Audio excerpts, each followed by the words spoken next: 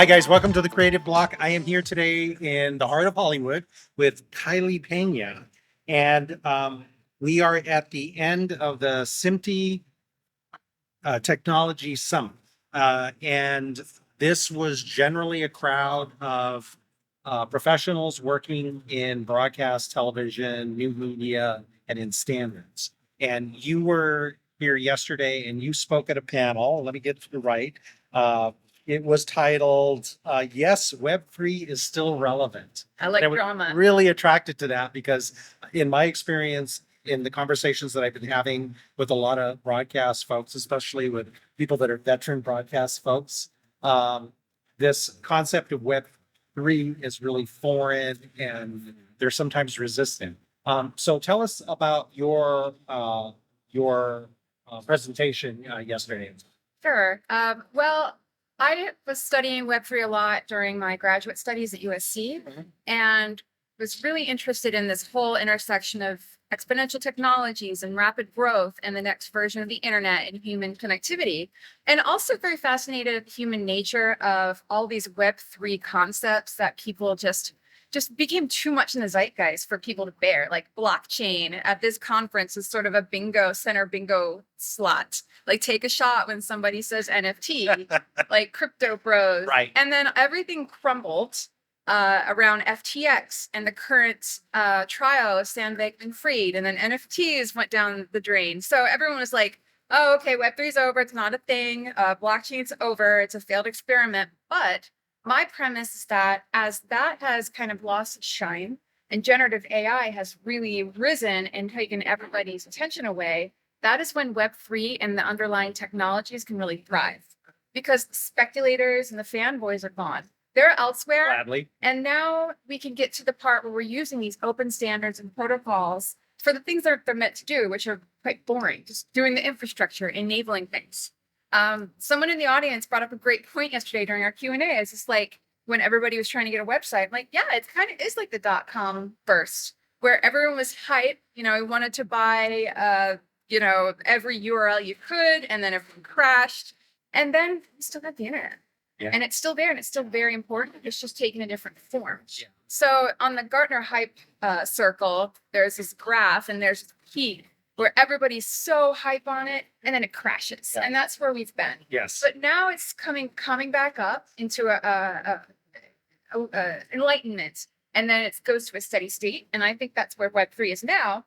And that it can really converge with concepts related to generative AI, because the reason Web3 really emerged is because people want trust and ownership in their content. Mm-hmm. We went from Web 1, which is really read-only, open protocols, and then it swung back the other way, very centralized, very commercialized, harvesting and selling your data. And everyone was like, no, I don't actually like what Meta is doing, or I don't like how I get targeted ads on Instagram or whatever.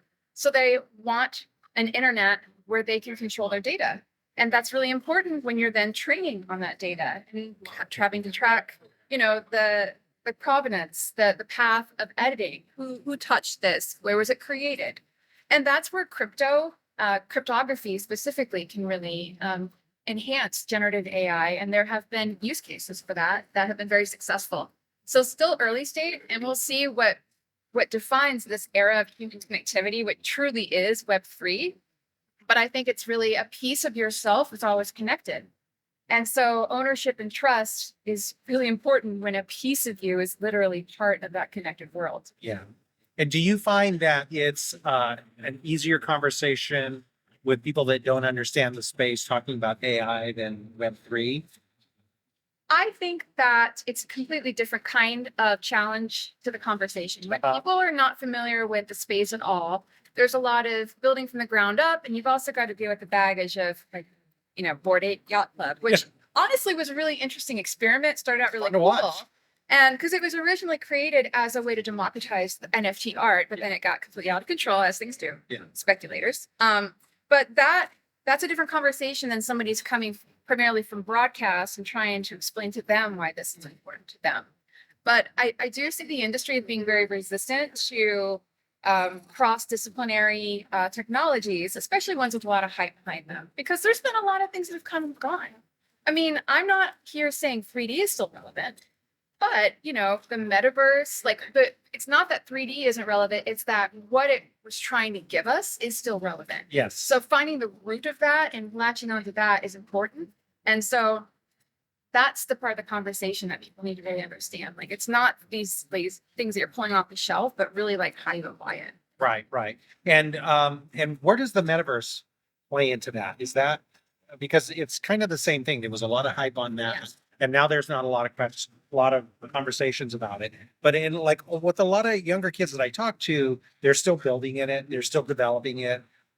They're still see a future in it, even though it's not front page. Sure, of course. The metaverse is an expression of Web3. So Web3 is a decentralized internet, broadly speaking. Specifically what that will mean, we'll figure out later. And the metaverse is an expression of that.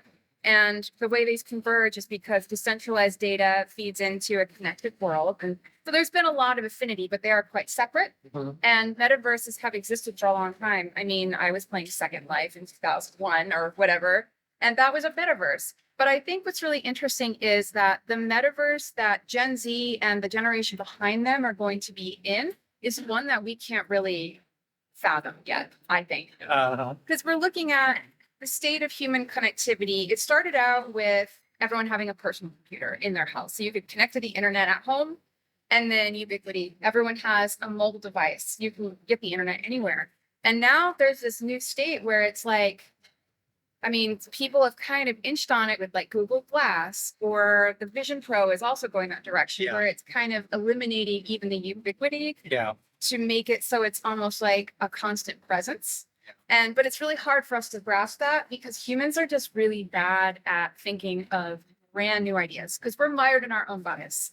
And that's just a proven fact. That's not a slight on us. So I think that they will be building in the metaverse, but I think what the metaverse is will not be what we think of it as we think of it today. Yeah.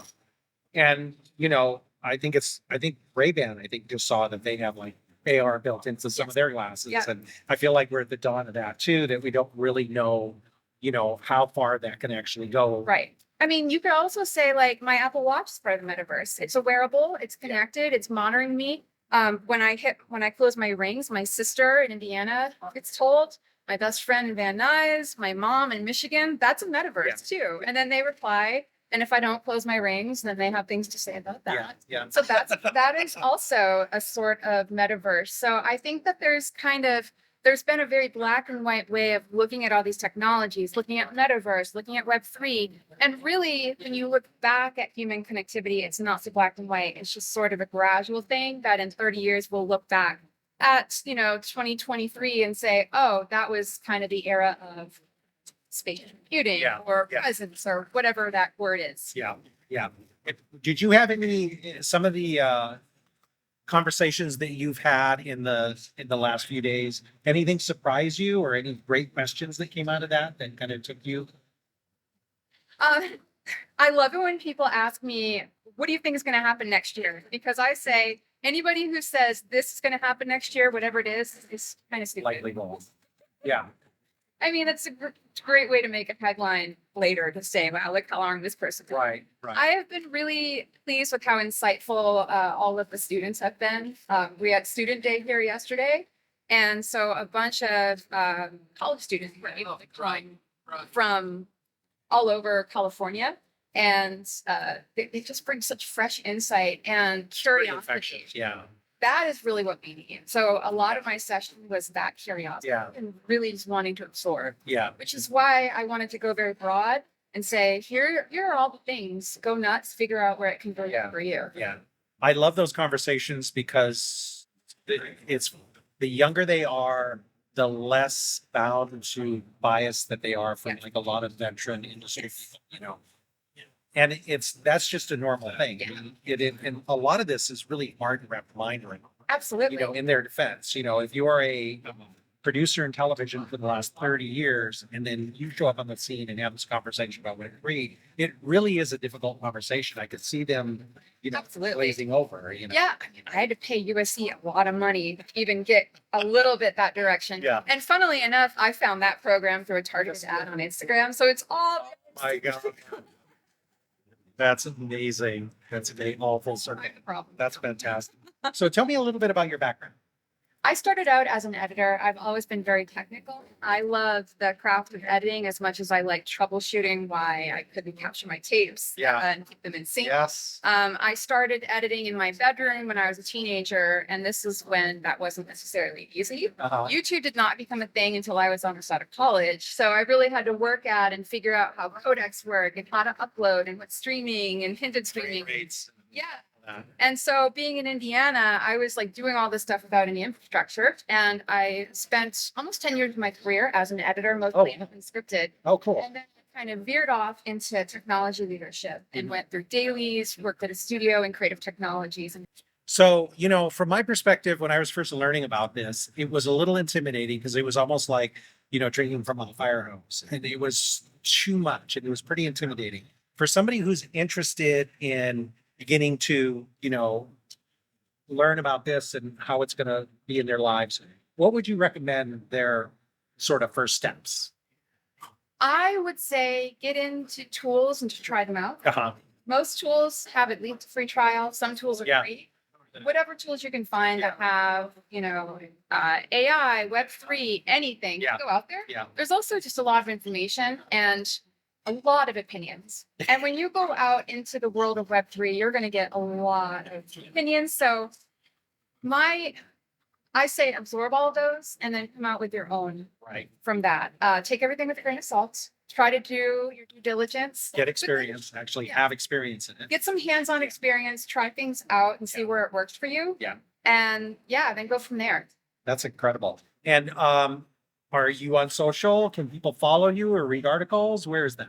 Yes, you'll find me on all the socials as Kylee, Kyl33T. And I'm on, you know, X, Twitter, Threads, Instagram, also on LinkedIn under my normal name. Yeah, excellent, excellent. Thank you so much for making the time. You guys have a gala tonight and really, you know, amazing. And congratulations on the event and everything. And appreciate it very much. Thank you. Take care.